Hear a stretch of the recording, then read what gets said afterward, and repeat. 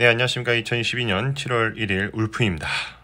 어쩔 수 없는 소녀인가봐. 조금은 수줍게 기다려보겠습니다. 라는 내용으로 오늘 아침 픽한 종목은 BH입니다. BH에 대해서는 관망 후 매수 의견을 좀 드리는 부분이고, 그러니까 종가의 매수를 좀 추천드려요. 자, 중장기 포지션을 하는 게 어떨까, 중장기적인 측면에서 지켜보는 게 어떨까 말씀을 드려보겠습니다. 끊임없는 성장 그리고 진화라는 내용으로 DS증권에서 레포트가 있었고, 주가는 우상향의 흐름이나 단기적인 하락이 조금 불가피해 보인다입니다. 자, 투자 아이디어입니다. 초청 부품부터 대형 제품까지 FPCB가 들어가지 않는 제품들은 없습니다. 자, 이러한 전자 부품들 PCB 포함해서 하반기 전자제품 수요가 확대가 예상이 됩니다. 근데 현재 매크로 환경이 또 경기 침체 우려가 있지만 아직은 조금 그렇게 속단하기 이르고 조금은 인내해 볼 필요가 있겠다라는 게 저의 생각입니다. 발세 메소드입니다. 프리미엄 구간과 디스카운트 구간을 적절하게 트레이딩 하시는 게 좋고요. 차트를 보면 바이 포인트와 셀 포인트가 있는데, 현재 흐름이 우상향의 흐름이나 단기적인 하락이 조금 불가피해 보인다.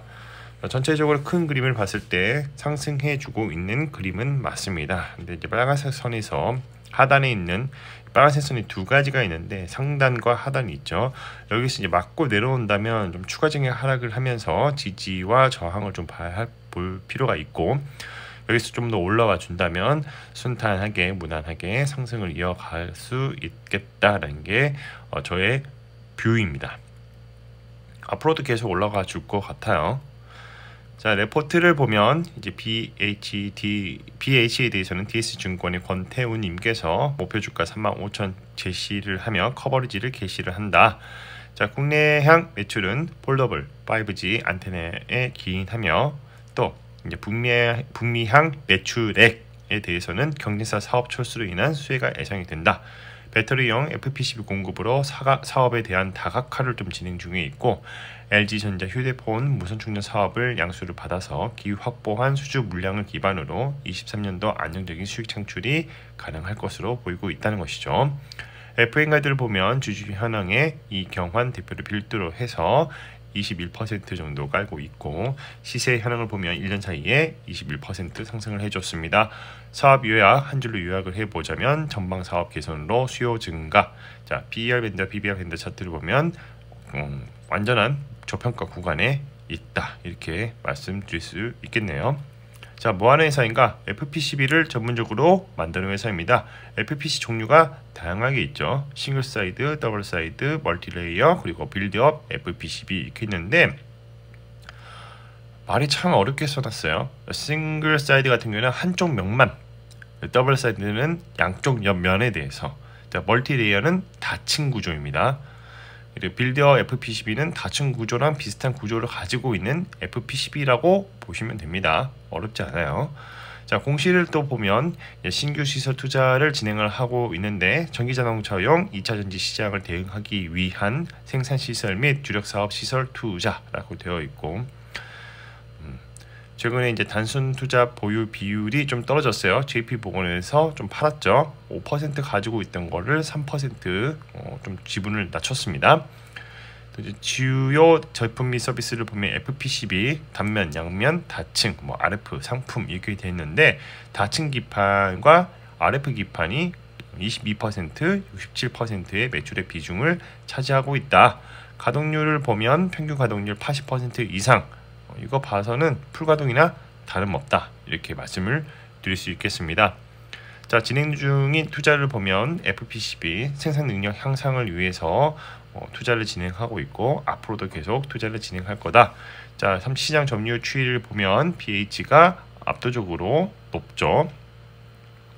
연구개발 비용이 그렇게 많이 들어가지 않는 쪽이긴 한데, 워낙 매출액이 좀 적다 보니까 다소 높은 경향이 있습니다. 6% 내외 정도로 보여지고 있는데, 점차 매출액이 높아진다면 이러한 연구개발 비용도 다소 떨어질 것으로 기대를 할 수가 있습니다. 시장에서 경쟁력을 좌우하는 요인, 그리고 회사의 경쟁상 강점과 단점, 이런 내용이 있는데 정지했다가 한번 읽어보시니 좋을 것 같네요. 실제로 공시는 꼭 한번 읽어보시는 것이 추천을 드리는 부분이니까 꼭 공시 홈페이지 가셔서 공시를 차근하게 읽어보시는 것을 부탁드리겠습니다. 자, 그 외 종목으로는 이녹스 첨단 소재 전방 수요 부진에도 잘한다. 자, 미래에셋증권에서 레포트가 있었는데 주가를 보면 개같이 떨어졌죠. 네, 엄청나게 떨어졌습니다. 파란선에서 얘가 이제 뚫고 내려왔을 때 가지고 계신 분은 이제 익절을 하시거나 손절을 반드시 하셔야 되는 부분이고, 이제 지지와 저항 구간이 몇 가지 보이는데 31,000원에서 지지와 저항을 보여줄 것이냐, 그런 것들을 한번 체크해 볼 필요가 있겠죠. 코오롱 인더스트리, 패션, 타이어 코드, 아라비드, 모멘텀 이어져 라는 내용으로 유한타증권에서 레포트가 있었는데 하락 추세 구간을 정말 피할 수 없을 것 같습니다. 지속적인 하락 구간이 나올 것 같습니다.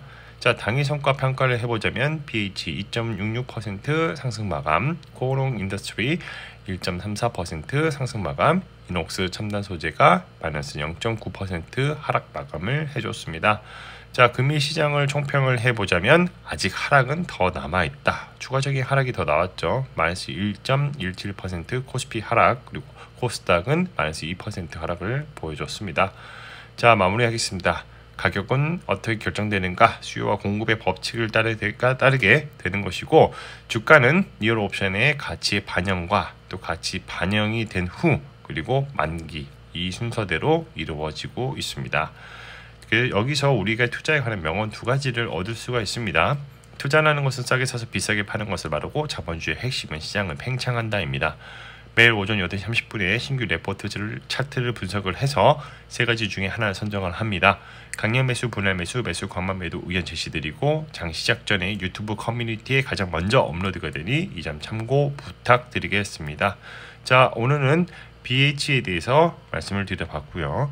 끊임없는 성장 그리고 진화라는 내용으로 DS증권에서 레포트가 있었고, 주가의 흐름은 우상향의 흐름이나 단기적인 하락이 불가피하다입니다.